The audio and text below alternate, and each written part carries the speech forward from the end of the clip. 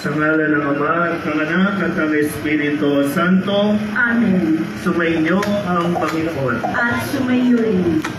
Mga minamahal na kapatid, 5 linggo na tayong naghahanda para sa pagdiriwang ng misteryo ng pagpapakasakit, pagkabuhay ng Panginoon. Sinikap nating unawain at tuparin ang ating pananagutan sa Diyos at sa kapwa-tao, alinsunod sa aral at halimbawa ni Jesucristo. Kaysa ng buong simbahan, sinisimulan natin ngayon ang mga mahal na araw. Si Kristo ay matagumpay na pumasok sa kanyang lungsod upang tuparin ang kanyang gawain bilang Mesiyas, ang magpakasakit, mamatay at muling mabuhay para sa ating kaligtasan. Taimtim nating sariwain sa alaala ang kanyang pag-aalay ng sarili para sa atin at sundan natin siya ng may buhay na pananampalataya. Kaysa niya sa pagdurusa sa krus, tayo nawa ay makisalo sa pagtatagumpay niya sa kamatayan at sa kanyang bagong buhay. Manalangin tayo. Pakitaas po ang mga palaspas. Ama naming makapangyarihan, ang mga palaspas na ito ay inyong pagpalain at pabanalin upang sa masaya naming pagbubunyi sa Mesiyas na aming hari, siya'y aming masundan at sa pamamagitan niya'y aming sapitin ang hindi magmamaling na lungsod ng Jerusalem na kanyang pinagaharian, kasama mo at ng Espiritu Santo magpasawalang hanggan. Amen.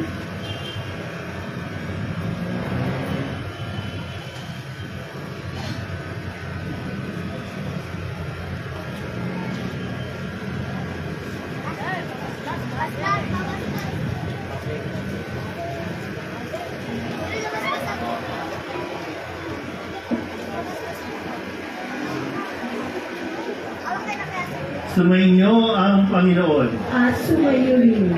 Ang mabuting balita ng Panginoon ayon kay San Lucas. Papuri sa iyo, Panginoon. Noong panahong iyon, nagpauna si Jesus patungong Jerusalem.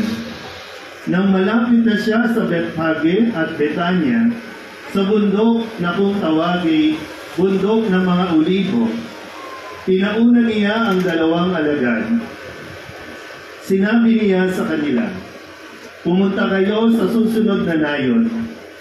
Sa pagpasok doon, matatagpuan ninyo ang isang bisirong asnong nakatali. Hindi pa ito nasasakyan ninuman. Halagin ninyo at dalhin dito. Kapag may nagtanong kung bakit ninyo kinakalag, sabihin ninyo, kailangan ng Panginoon.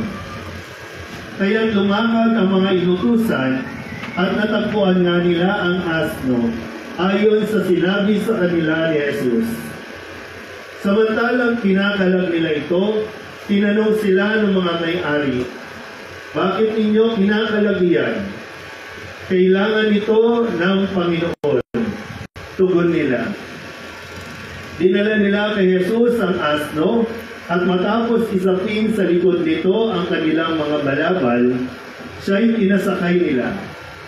Nagpatuloy si Jesus sa kanyang paglalakbay at sa kanyang daraanan na may inilalatag ng mga tao ang kanilang mga balabal. Nang malapit na siya, palusong na sa libis ng bundok ng mga Olibo, nagsigawan sa galak ang buong pangkat ng mga alagad at malakas na nagpuri sa Diyos dahil sa mga kababalaghang nasaksihan nila. Ang wika nila, purihin ang hari na dumarating sa ngalan ng Panginoon. Kapayapaan sa langit, purihin ang Diyos. Sinabi sa kanya ng ilang Pariseo kasama ng karamihan, Guro, sawayin mo nga ang iyong mga alagad.